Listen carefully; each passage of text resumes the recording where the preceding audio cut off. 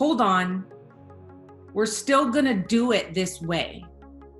And it took all the knowledge, it took all the education, it took all the talking with the doulas, it took all the talking with the educators of hypnobirthing, the readings, the research, it took all of those things, and it was that knowledge that helped us make one of the hardest decisions that we've ever had to make.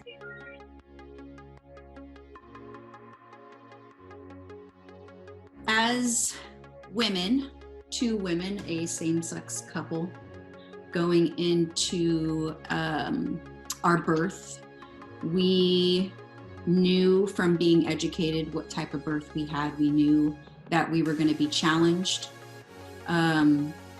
We as women have been challenged since the beginning of time.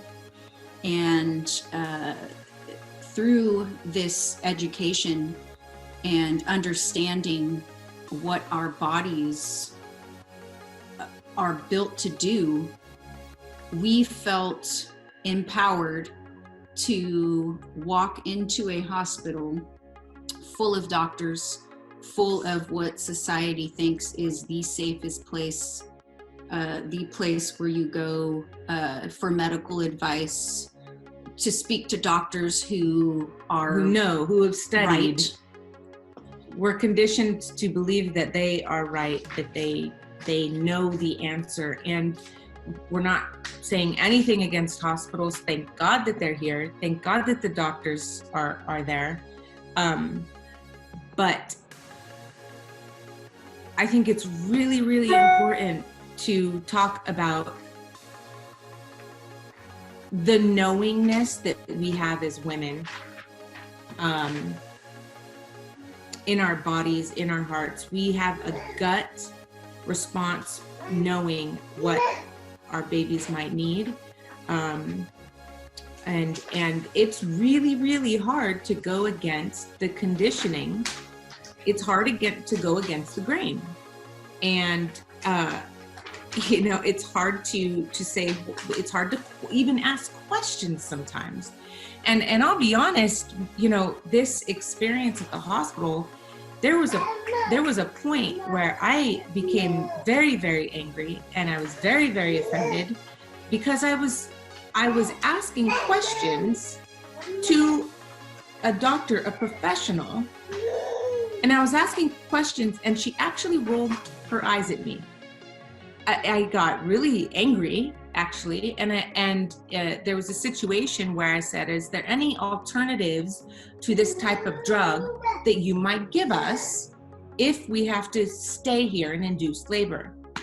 And she decided to give me an alternate name for the drug that I had already said no to.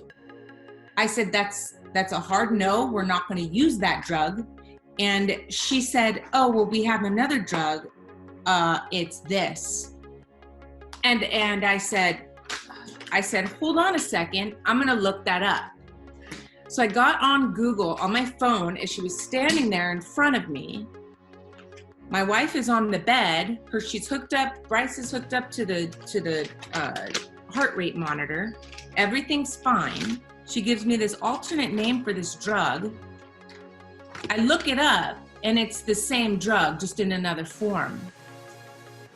And honestly, I was pissed. I'm like, do you think you're just gonna sit here and snow me and tell me that you're gonna give the same drug that I just said hard no to? And I mean, it's that type of stuff that, people rely on your ignorance, on your lack of knowledge on something that they've gone to school for. And they're going to say, hey, let me use another terminology to get you to do what I want you to do, and to go against what you know you want to do, and what you feel in your gut, what you want to do. It was as if we were just another number. Here comes another pregnant woman coming through. Let's push her through. Let's get the baby out and send them on their way.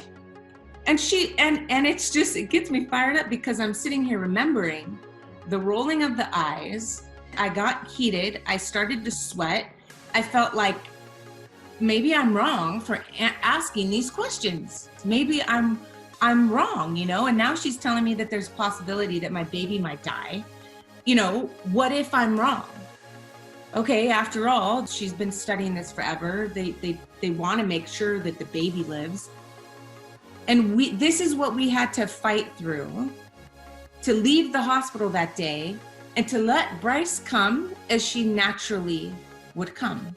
And no sooner than we did do that, she came that same night that they wanted to induce and pump Vanessa with all these drugs to get the baby to come out on their schedule.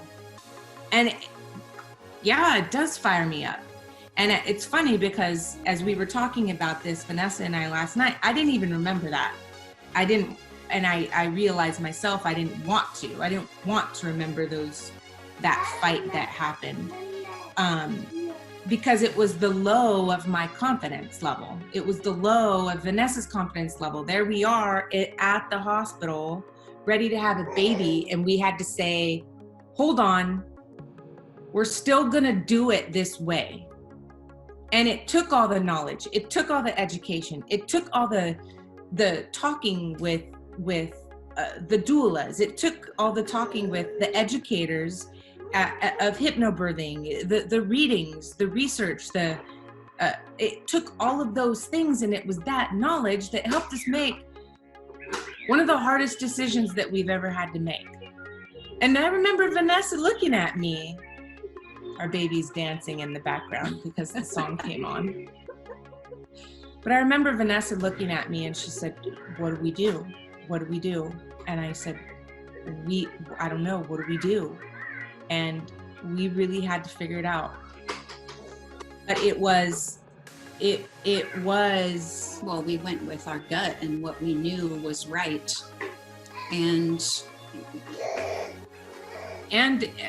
gut, your knowingness as a woman and partners, men, women, like you guys know too, you have the power to know and be attuned and to go to this place like, what do we do? What feels right to us? You know, and going to the body to find the answer, not to, oh, you know, I'm worried, I'm fearful, this is what we should do. The doctor said this is what the other people did. This is what my friends did, and having it become this thing that you think about and make a decision on because of what everyone else did. No, go to your body.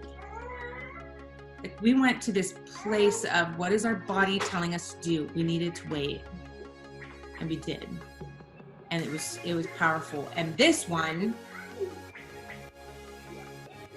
came of it. Hi, baby girl. Hi. Are you dancing? Yes. Greatest joy. So, do what you know how to do. You guys know how to do it. Women know how to do it. That's all I have to say about that.